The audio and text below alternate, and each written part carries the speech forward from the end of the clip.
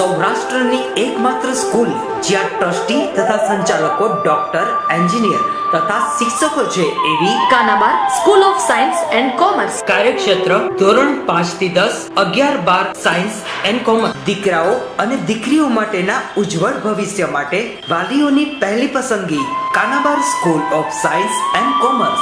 અહીં છે શ્રેષ્ઠ શિક્ષકો દ્વારા મર્યાદિત સંખ્યામાં વિદ્યાર્થીઓ માટે ભણતર, અલગ અલગ સાયન્સ લેબ, કોમ્પ્યુટર લેબ, દીકરાઓ તથા દીકરીઓ માટે અલગ અલગ હોસ્ટેલ સાથે શુદ્ધ સાત્વિક ભોજનની વ્યવસ્થા, ટ્રાન્સપોર્ટેશનની સુવિધા. જી તેમજ નીટની તૈયારી સ્કૂલમાં જ. તો આથી વિશેષ આપ આપના બાળક માટે શું ઈચ્છો તો આજે જ એડમિશન માટે સંપર્ક કરો. Unit 1 Kanabar school of science and commerce, ખામરોડ ચોકડી, Junagadh bypass, Junagadh. Unit 2 main post ઓફિસની પાછળ, શ્યામ વિદ્યાલય, સરકારી ગોડાઉન પાસે, ગાંધીગ્રામ, જુનાગઢ.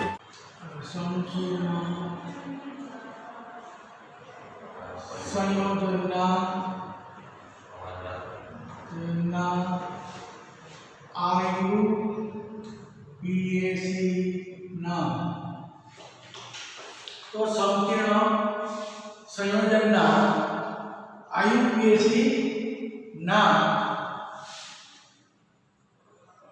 तो एमा આપણે જોઈએ કે સંકીર્ણ સંયોજન હોય એનું આયુપીએસસી નામ લખવું હોય તો ત્રણ પ્રકારના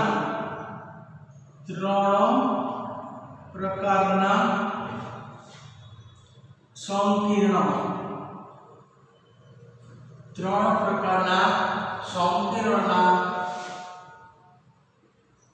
નામકરણ કરી શકાય. તો સામાન્ય રીતે ત્રણ પ્રકારના સંકીર્ણ એનું આપણે નામકરણ કરી શકાય. એમાંનું પહેલું જેને આપણે A કહીએ તો ધન સંકીર્ણ.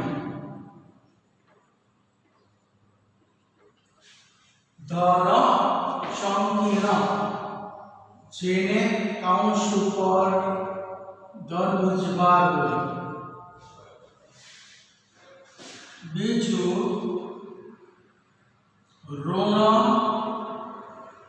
સંકીર્ણ. ઋણ સંકીર્ણ જેના ઉપર કાઉન્સની અંદર લિગેન્ડ અને એની ઉપર ઋણ ઉજ્જબાર હોય એટલે આને ઋણ સંકીર્ણ. એનું આયુપીએસસી નામ કરી શકાય. અને ત્રીજું તટસ્થ સંકીર્ણ. તટસ્થ સંકીર્ણ એટલે સંકીર્ણ ઉપર વીજભાર શૂન્ય હોય તો એને તટસ્થ સંકીર્ણ. તો જો કે ધન સંકીર્ણ તો એની ઉપર કોઈ પણ ધન વીજભાર હોય. ઋણ સંકીર્ણ તો એના પર કોઈ પણ ઋણ વીજભાર હોય. તટસ્થ સંકીર્ણ તેના ઉપર 0 વીજભાર હોય. તો સામાન્ય રીતે ત્રણ પ્રકારના સંકીર્ણના નામકરણ કરી શકાય. તો હવે આપણે નામકરણ માટે લિગેન્ડ અને એને આપણે સંકીર્ણમાં શું નામ લખાય તો એના માટે આપણે જોઈએ એના નિયમ. તો સામાન્ય રીતે ત્રણ પ્રકારના સંકીર્ણ એનું આયુપીએસસી નામકરણ. ધન સંકીર્ણ એના ઉપર ધન વીજભાર, ઋણ સંકીર્ણ એના ઉપર ઋણ વીજભાર, તટસ્થ સંકીર્ણ એના ઉપર 0 વીજભાર. તો સામાન્ય રીતે ત્રણ પ્રકારના સંકીર્ણ. તો આપણે જોઈએ કે હવે એના નિયમો. તો એમાં પહેલા લિગેન્ડનું નામ કરવા માટે તેમાં એક દંતીય લિગેન્ડ. એક દંતીય લિગેન્ડના બે પ્રકાર. એમાં પહેલું ઋણ, જેનો વીજભાર માઇનસ, અને બીજું તટસ્થ, એનો વીજભાર 0. તો ઋણ એક દંતીય લિગેન્ડ, એનો વીજભાર -1. તટસ્થ એક દંતીય લિગેન્ડ, જેનો વીજભાર 0. આના ઉદાહરણમાં Cl- તો Cl- નું નામ કરવા માટે પાછળ આઇડો પ્રત્યય લાગે. તો Cl- એટલે ક્લોરાઇડ. તો આપણે એને લિગેન્ડ તરીકે નામકરણ કરવું તો ક્લોરાઇડો. લિગેન્ડ તરીકે એનું નામકરણ ક્લોરાઇડો. એવી રીતના Br- તો બ્રોમાઇડો. આ ખાસ પહેલા આવવા જોઈએ, ત્યાર પછી જ આનું આયુર્વેદિક નામકરણ આવે. તો Cl- ને શું બોલાય? તો કે ક્લોરાઇડો. ક્લોરાઇડ ન બોલાય પણ ક્લોરાઇડો. Br- ને બ્રોમાઇડો. આઇડો પ્રત્યય. OH- એનું નામ હાઇડ્રોક્સાઇડ, પાછળ લાગે આઇડો, હાઇડ્રોક્સાઇડો. તો હાઇડ્રોક્સાઇડો, હાઇડ્રોક્સાઇડો.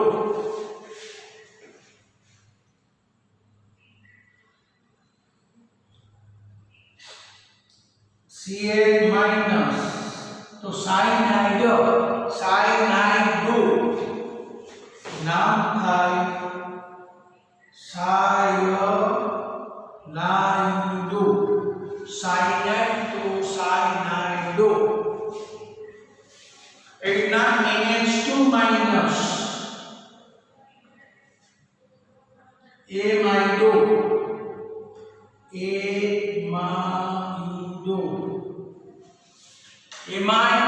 એમાઇડો. તો એવી જ રીતના O-2 oxo. Oxo. O-2 oxo. હવે તટસ્થ. હવે એની અંદર બીજું NO2- તો નાઇટ્રાઇડો. જો એક જોડાય તો નાઇટ્રાઇડો N, અને જો O જોડાય તો નાઇટ્રાઇડો O. એમાં નાઇટ્રાઇડો N, બીજું નાઇટ્રાઇડો O. તો N સાથે જ્યારે લિગેન્ડ જોડાય તો નાઇટ્રાઇડો N બોલાય. જો ઓક્સિજન સાથે જોડાય તો નાઇટ્રાઇડો O બોલાય. પછી HCl- તો થાયોસાયનાઇડો S. અને NCS તો થાયોસાયનાઇડો N. આની અંદર પણ જો S સલ્ફર જોડાય તો થાયોસાયનાઇડો સલ્ફર, અને N જોડાય લિગેન્ડ તરીકે તો થાયોસાયનાઇડો N. એટલે એક દંતીય ઋણ લિગેન્ડ, એનો વીજભાર -1 તો આટલાના બધાના વિશ્વાસ સામાન્ય રીતે -1 તરીકે દર્શાવાય. હવે તટસ્થ લિગેન્ડ, તો એની અંદર આપણે જોઈએ કે H2O એમાં બે ઇલેક્ટ્રોન યુગ્મ હોય,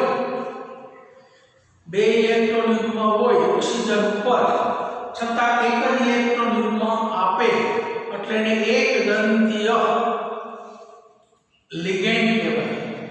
બે ઇલેક્ટ્રોન યુગ્મ હોવા છતાં H2O અપવાદ છે કે એક જ ઇલેક્ટ્રોન યુગ્મ ઓક્સિજન ધાતુ આયનને આપી અને એક સંવર્ધનથી જોડાય એટલે આ છે એને બોલાય એકવા.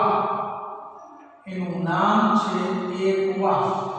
એટલે H2O એને આપણે એકવા તરીકે લખાય. NH3 એમાં નાઇટ્રોજન ઉપર અવંકારક ઇલેક્ટ્રોન યુગ્મ NH3, તો નાઇટ્રોજન ઉપર એક અવંકારક ઇલેક્ટ્રોન યુગ્મ છે એટલે એક જ ઇલેક્ટ્રોન યુગ્મ આપે એટલે એક દંતીય તટસ્થ લિગેન્ડ. એટલે એને બોલાય એ મહત્વ લખવું પડે એમ આયન. અહીં ખાસ નોંધ રાખવાની એમ આયન NH3 માં નાઇટ્રોજન ઇલેક્ટ્રોન યુગ્મ આપે એટલે એને નામ બોલાય લિગેન્ડ તરીકે હોય તો એમ આયન. પછી CO એમાં C કાર્બન ઇલેક્ટ્રોન યુગ્મ એક જ આપે એટલે એને એક દંતીય તટસ્થ લિગેન્ડ. કારણ કે આની પર કોઈ વિજભાર નથી માથે, અહીંયા વિજભાર છે. એટલે આ વિજભારયુક્ત લિગેન્ડ, આ વિજભાર વગરના તટસ્થ લિગેન્ડ, તો આને બોલાય કાર્બોનિલ. લિગેન્ડ તરીકે નામ કાર્બોનિલ. CO કાર્બન ઇલેક્ટ્રોન યુગ્મ ધાતુ આયનને આપે એટલે લિગેન્ડનું નામ બોલાય કાર્બોનિલ.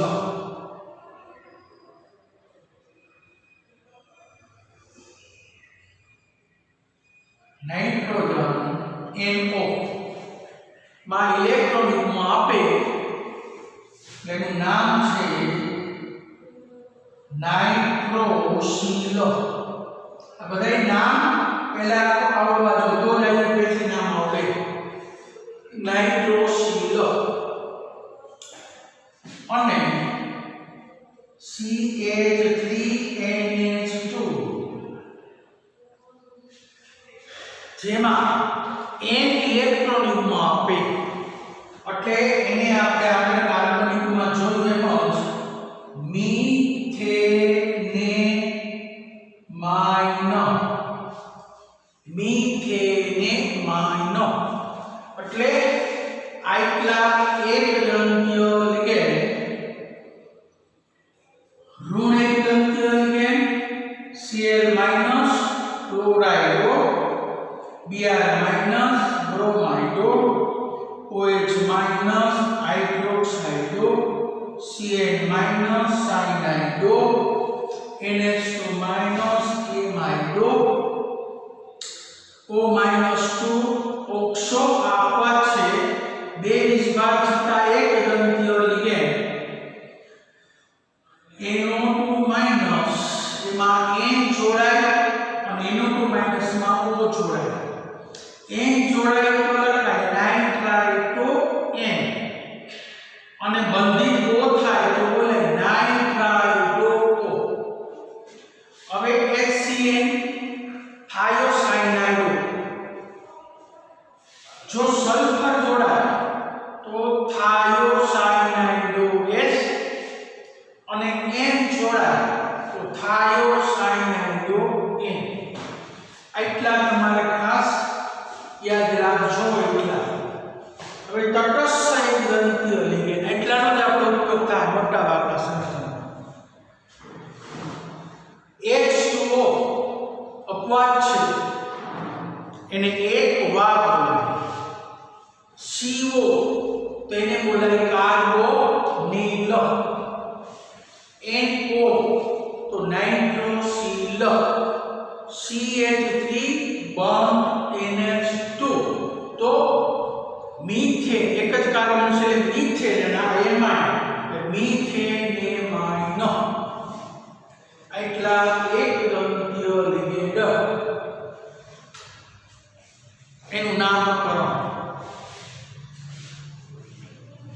હવે આપણે દ્વિદંતીય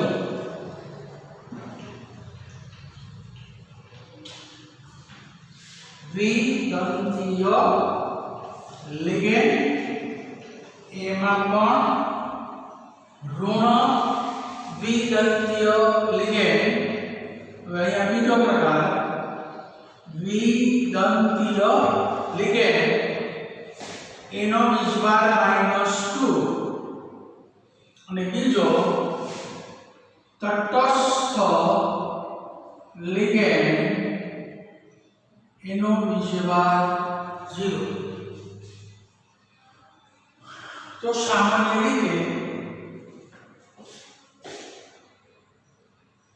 CO3 -2 એના ઉપર -2 વીજભાર છે એટલે એને -2 ઋણ દ્વિદંતીય લિગેન્ડ કહેવાય. એનું નામકરણ એમાં લિગેન્ડ તરીકે હોય તો એને બોલાય કાર્બોનેટો. કાર્બોનેટો. એવી રીતના SO4 -2 તો એને બોલાય સલ્ફેટો. જો SO4 -2 -2 વીજભાર એટલે દ્વિદંતીય લિગેન્ડ -2 વીજભાર સલ્ફેટો.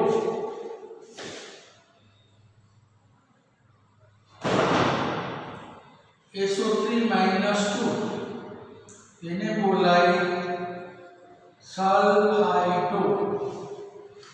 SO4 હોય તો સલ્ફેટો, SO3 હોય તો સલ્ફાઇટો. SO3 -2 તો સલ્ફાઇટો. SO4 -2 તો કે સલ્ફેટો.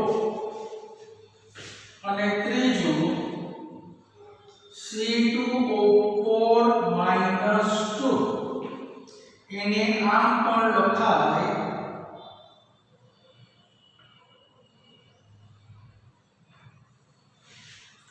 અથવા એનું બંધારણ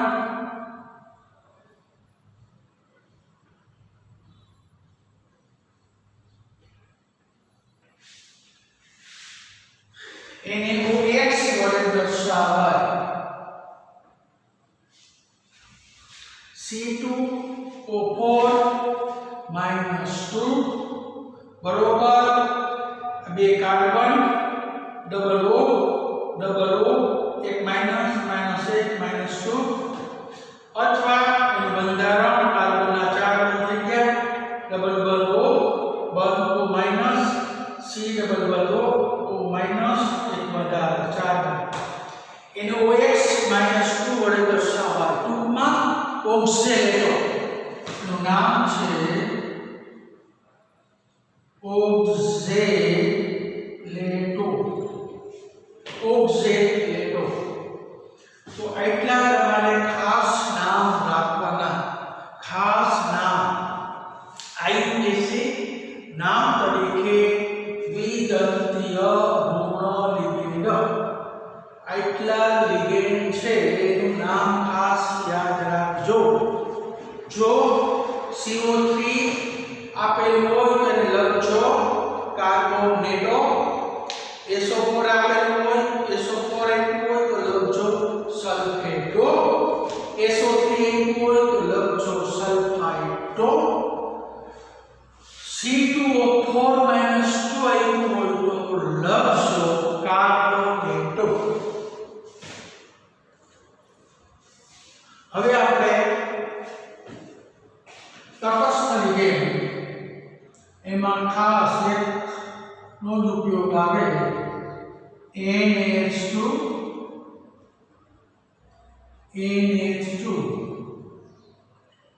આગળ આપણે વર્ગીકરણ જોયું એની અંદર જ આપણે લીધું હતું આ લિગેન્ડ એના બે જુદા જુદા સ્થાન છે આ નાઇટ્રોજન ઇલેક્ટ્રોન દાતા બીજું સ્થાન છે તો નાઇટ્રોજન ઇલેક્ટ્રોન દાતા એટલે એને દ્વિદંતીય તટસ્થ એની પર કોઈ વિજભાર નથી એટલે એને કહેવાય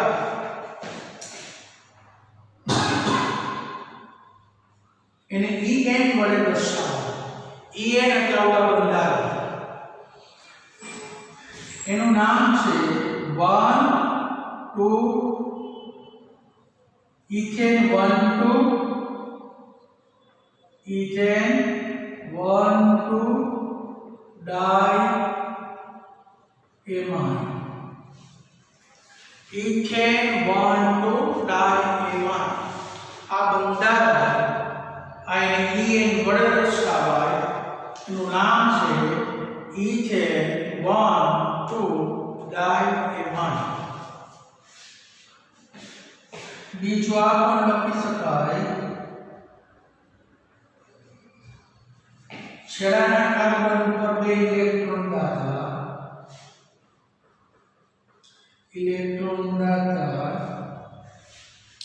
એટલે કે આ 1 2 3 અહીંયા 1 2 તો પ્રોપેન અને P અને Pn લખાય પ્રોપેન ડાયમાઇન એટલે આને પ્રોપેન 1 3 ડાયમાઇન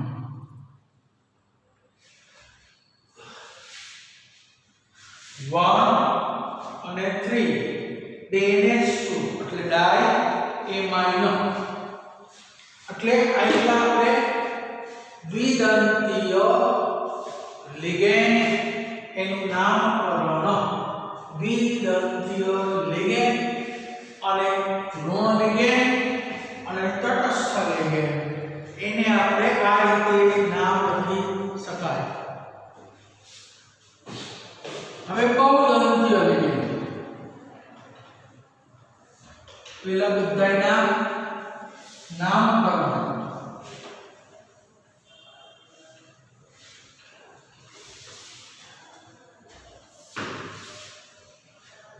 હવે બહુદંતીય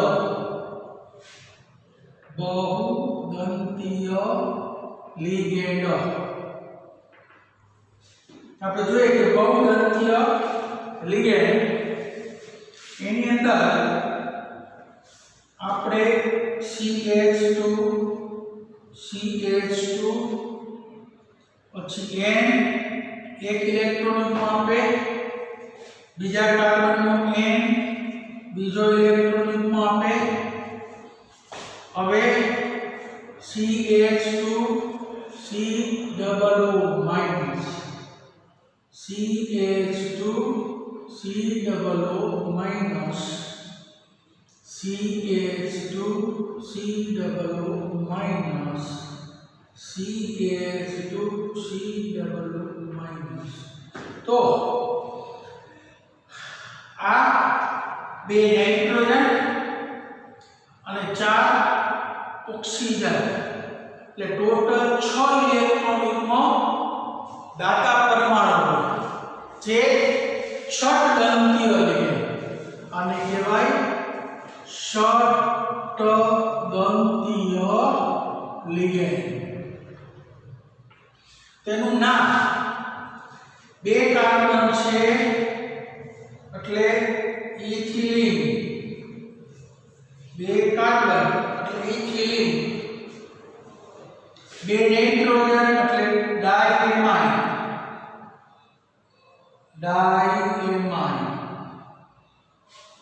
બે કાર્બન એનું નામ છે ઇથિલિન બે નાઇટ્રોજન એટલે ડાયએમાઇન, 4 એસિટેટ સમાન એસિટેટ સમૂહ કહેવાય. એટલે 4 એટલે ટેટ્રા અને એસિટેટ 4 એસિટેટ. તો ઇથિલિન 2 કાર્બન 2 નાઇટ્રોજન એટલે diamine, 4 CH2COO acetate. Ethylene diamine tetra acetate. Ethylene ને E કેપિટલ E, ડાય ને D, ટેટ્રા ને T, એસિટેટ નો E. EDTA આનો બીજભાગ -4 છે. -1 એટલે ટોટલ 4 બીજભાગ. એને EDTA કહેવાય અથવા ટૂંકમાં EDTA પણ લખાય. આ કેપિટલમાં છે, આ સ્મોલમાં. એટલે EDTA નું બંધારણ દોરો. પરીક્ષામાં પૂછે આ રીતે દોરવાનું. EDTA નું બંધારણ દોરો. 6 ઇલેક્ટ્રોન યુગ્મ આપે છે. તેનું નામ છે ethylene diamine tetra acetate. Tetra acetate એટલે ઇથિલિન ડાયએમાઇન 4 છે એટલે ટેટ્રા એસિટેટ. તો આને કહેવાય બહુદંતીય લિગેન્ડ. તો સામાન્ય પેલા લિગેન્ડ ને કયા નામથી ઓળખાય એના વિશેની માહિતી લીધી. આયુર્વેદ નામ.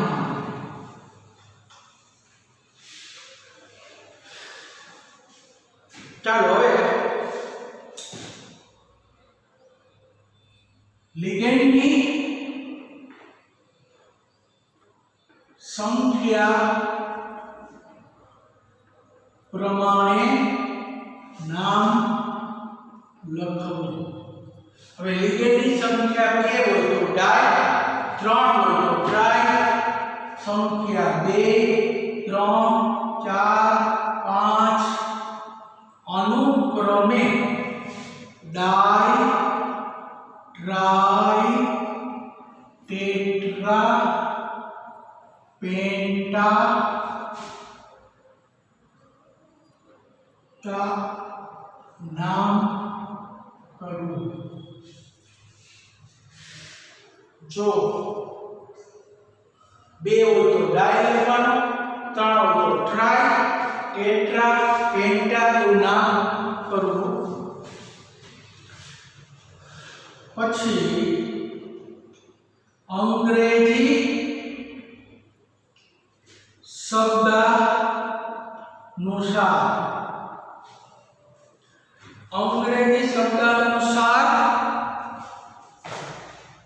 ક્રમ પ્રમાણે લિગેન્ડોનું નામ કરવું. એટલે એમાઇન માં પેલા એમાઇન લખવાનું, ક્લોરાઇડમાં સી આવે તો ક્લોરાઇડ પછી લખવાનું, પેલા ક્લોરાઇડ નહીં લખવાનું, પેલા એમાઇન લખવાનું. એ પ્રમાણે નામકરણ કરવું. આ ખાસ નોંધ રાખવી. જો EN PN PH the phenyl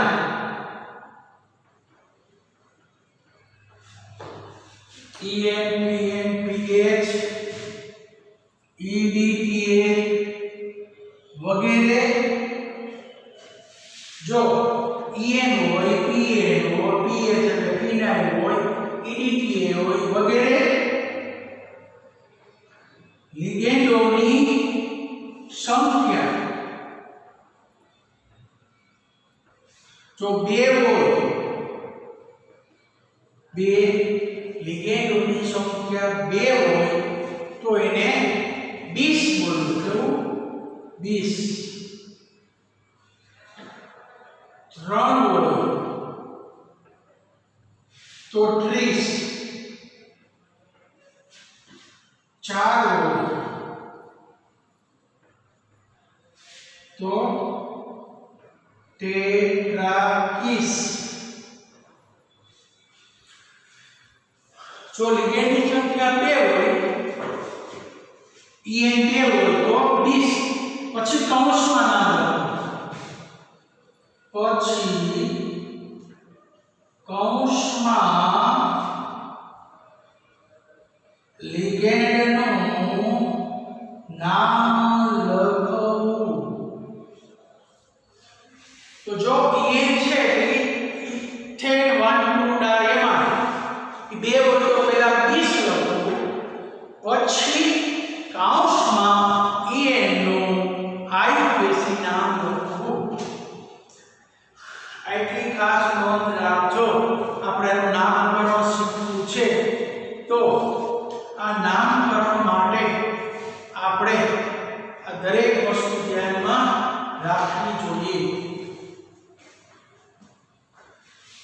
તો જો એક સંખ્યા હોય 2 હોય 3 હોય લિગેન્ડ દાખલા તરીકે આવી રીતે 2 હોય તો ડાયક્લોરાઇડો એમ બોલવાનું ધારો કે 4 હોય તો ટેટ્રાહાઇડ્રોક્સો એટલે પૂર્વક તરીકે 2 હોય તો 20 પૂર્વક તરીકે 2 હોય તો ડાય 3 હોય તો ટ્રાય 4 હોય તો ટેટ્રા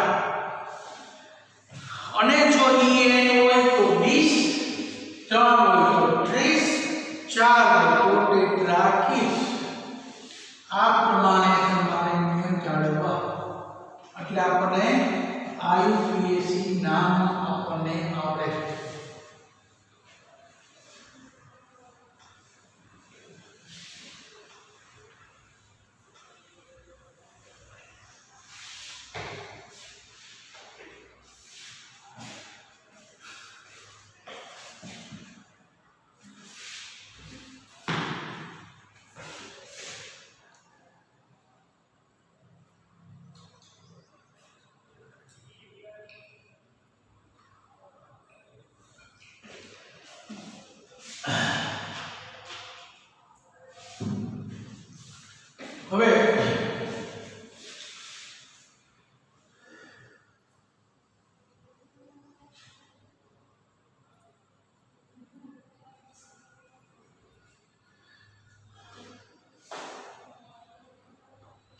હવે આયુપીએસી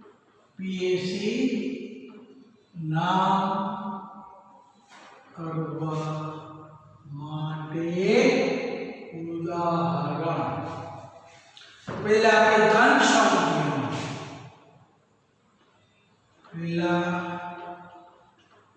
ધન સંખ્યા તો એની અંદર જો CO Na3 6 Cl Cl2 જો પાછળ આને પ્રત્યાયન કહેવાય આને સવર્ગ પ્રભાવિત ક્ષેત્ર આ બે લિગેન્ડ છે અને આ છે પ્રતિઆયન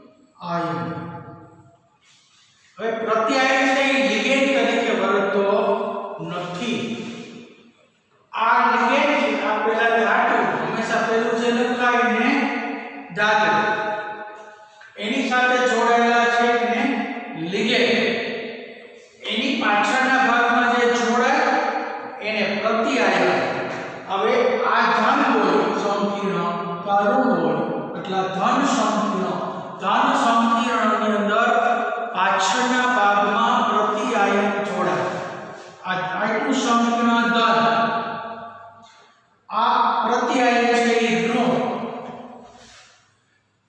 તો આનું નામકરણ માટે તો પહેલા હંમેશા લિગેન્ડનું નામ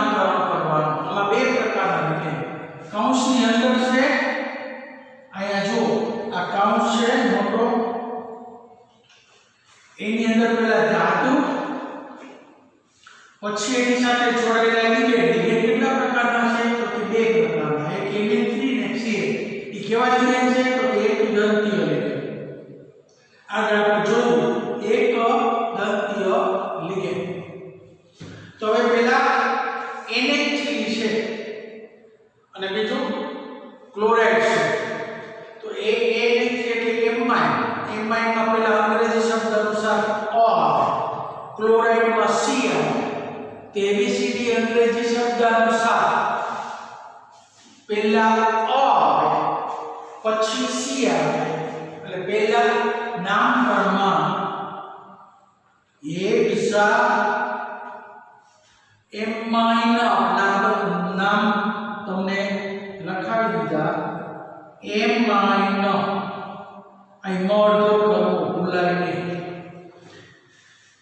જો 6 એટલે હેક્સા, Na3 એટલે એમાઇન. હવે Cl છે એટલે એક જ Cl છે અને તમે મોનો લખો, બે હોય તો લખો ડાય. એક જ છે એટલે કાઈ નહીં લખવાનું. ક્લોરાઇડો, ક્લોરાઇડો. હવે લિગેન્ડ પતી ગયા. લિગેન્ડ પતી ગયા તે પછી ધાતુનું નામકરણ કરવું. તો શું છે? તો સારું નામ કોબાલ્ટ. કોબાલ્ટ. પછી બાજુમાં એનું ઓક્સિડેશન આમ આપણે ગણતરી કઈ રીતે આગળ એને કૌંસમાં રોમન આકારમાં પછી લખવાની ગણતરી કરો. અને છેલ્લે જે પ્રત્યય છે એનું નામ ક્લોરાઇડ.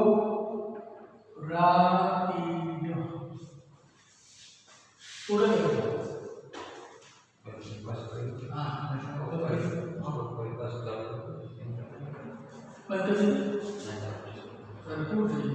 ટોપિક આવે આ ગરમી બહુ થાય છે. તો 10 મિનિટ થઈ યાદ કરી આપ્યો. હા તે ચાલશે. એટલે હેક્સા એમાઇન એટલે 6 લિગેન્ડ એટલે હેક્સા એમાઇન. એક લિગેન્ડ ક્લોરીન એટલે એનું નામ ક્લોરાઇડો. ત્યાર પછી ધાતુ એટલે કોબાલ્ટ. છેલ્લે પ્રત્યાયન એટલે ક્લોરાઇડ. અને બે હોય તો ડાયક્લોરાઇડ નહીં લખવાનું, ખાલી સાદું નામ લખવાનું ક્લોરાઇડ. હવે અહીંયા ધાતુ એની સંયોજકતા અથવા ઓક્સિડેશનના રોમન આંકમાં કૌંસની અંદર દર્શાવવામાં આવે. તો આપણે ગણતરી કરીએ તો કે CO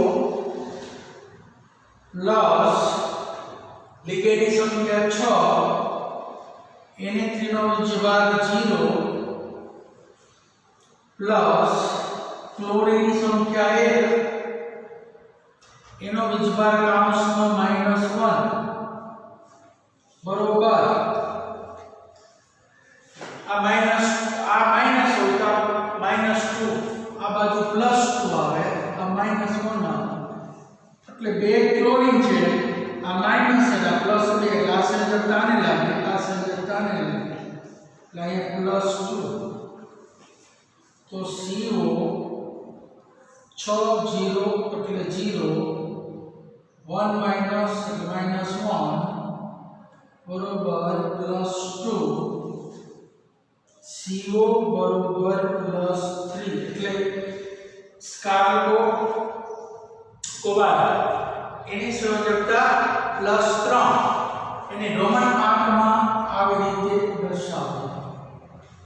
એટલે કે કોબાલ્ટ છે તો 6 × 0 Cl -1. આને આપણે જુદું પાડી નાખીએ તો +2 થાય, Cl માઈનસ થાય. એટલે ઉપરનો વીજભાર ઇક્વલ ટુ આ એની સંયોજકતા દર્શાવવામાં આવે છે. આગળ આપણે શીખા કેવું છે.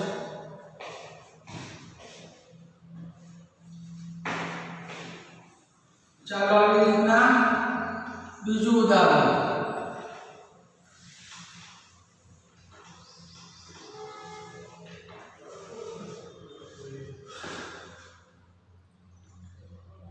ક્રોમિયમ H2O 4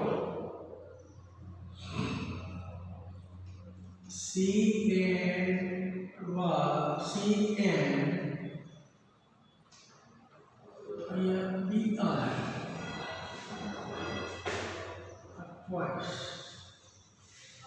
જો એક આ સમીકરણનું ઉદાહરણ જો આપણે એનું આયુપીએસી નામ આપવાનું તો કેટલા લિગેન્ડ છે એક દંત્ય લિગેન્ડ H2O એક દંત્ય લિગેન્ડ CN નો બે પ્રકારના લિગેન્ડ છે એક દંત્ય લિગેન્ડ તો અહીંયા એક વાર એબીસીડી પ્રમાણે સાયનાઇડ એટલે C એટલે સાયનાઇડ એટલે S અહીંયા પહેલા A આવે પછી S આવે એટલે પહેલા કે સંખ્યા કેટલી છે અહીંયા 4 એટલે બોલો 4 એટલે ટેટ્રા H2O એટલે એકવાર પછી સંખ્યા કેટલી તો કે 2 એટલે ડાય CN નું નામકરણ હતું તો કે સાયનાઇડો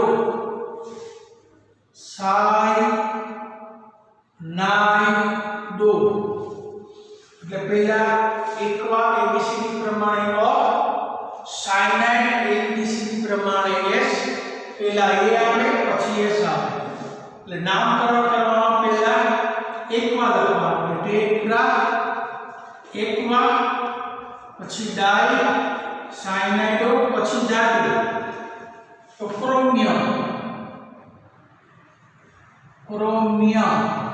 પછી સંયોજકતા અથવા ઓક્સિડેશન આંક અને છેલ્લે પ્રત્યાયન એટલે બ્રોમાઇડ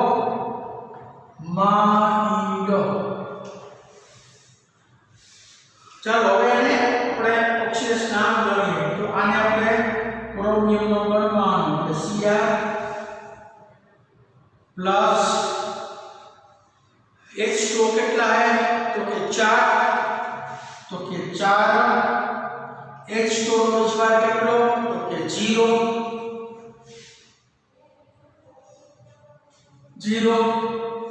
પછી સાયનાઇડ કેટલા છે તો કે 2 તો કે સાયનાઇડ 2 એનો સ્વાર કેટલો તો કે -1 બરોબર આ -1 હોય તો આ +1 થાય જો Br માઈનસ પ્રત્યાયન આનો વિસ્ભાર -1 હોય તો આ +1 એટલે ઇક્વલ ટુ +1 ચાલો ક્રોમિયમ 4 0 એટલે 0 -2 બરોબર +1 Cr बरोबर +3 तो के क्रोमियम નું ઓક્સિડેશન 3 અને રોમનાથમાં આમ 3 દર્શાવો એનું નામકરણ તો સંકીર્ણ નામકરણ આ રીતે કરવું એટલે ટેટ્રા એકવાર ડાયસાયનાઇડો પછી ક્રોમિયમ ખાલી જગ્યા કૌંસ અને છેલ્લે પ્રત્યાયન એટલે Br એટલે બ્રોમાઇડ તો લિગેન્ડ નથી પ્રત્યાયન છે એટલે સાદું નામ પછી ગણતરી કરો આનો વિસ્ભાર 0 4 ગુણ્યા 0 એટલે અંદર 0 પ્લસ -1 ગુણ્યા 2 એટલે -2 ઓલી બાજુ જાય તો +2 એટલે 1 મિનિટ +3 આવી રીતના હવે ત્રીજું ધન સંકીર્ણના નામકરણ હવે આપણે અંદર દ્વિદંતીય ઉદાહરણ લઈએ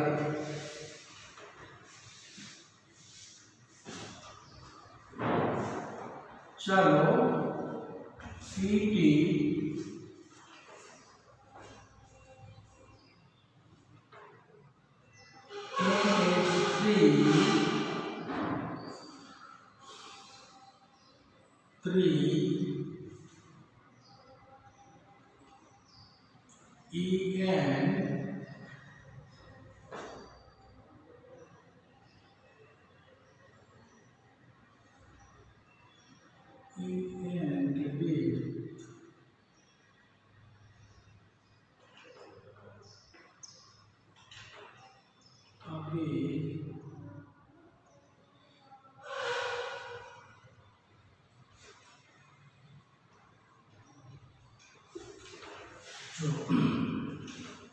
एक आ संकीर्ण है एनी अंदर आ NN3 એટલે M માઇનર અને EN એટલે E થેનો E એટલામાં E આવ્યો આમાં A એટલે પહેલા નામ આવશે ડાઈ M માઇનર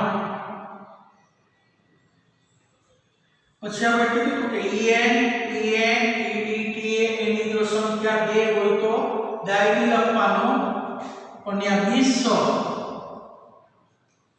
EN એનું આયુર્વેદિક નામ કૌંસમાં લખવાનું ઇથેન 1 2 ડાયએમાઇન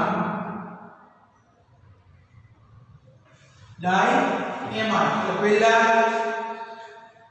ડાયએમાઇન એમાં મહત્વ કરો ફરજિયાત ત્યાર પછી દ્વિદંતીય લિગેન્ડ તટસ્થ દ્વિદંતીય લિગેન્ડ એની સંખ્યા 2 એટલે ડાયરી લખવાનું એને બદલે 20 લખવાનું પછી કૌંસમાં લિગેન્ડનું આયુર્વેદિક નામ કરો EN એટલે ઇથેન 1 2 ડાયએમાઇન પછી ધાતુ નામ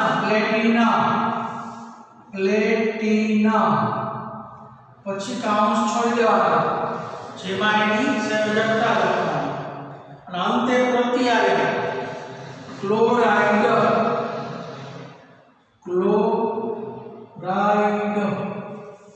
તો સામાન્ય રીતે ડાયએમાઇન 20 ઇથેન 1 2 ડાયએમાઇન પછી આવ્યા છેલ્લે ધાતુ પછી કૌંસમાં સંયોજકતા છેલ્લે ક્લોરાઇડ હવે સંયોજકતા આપણે ગણીએ તો કે PT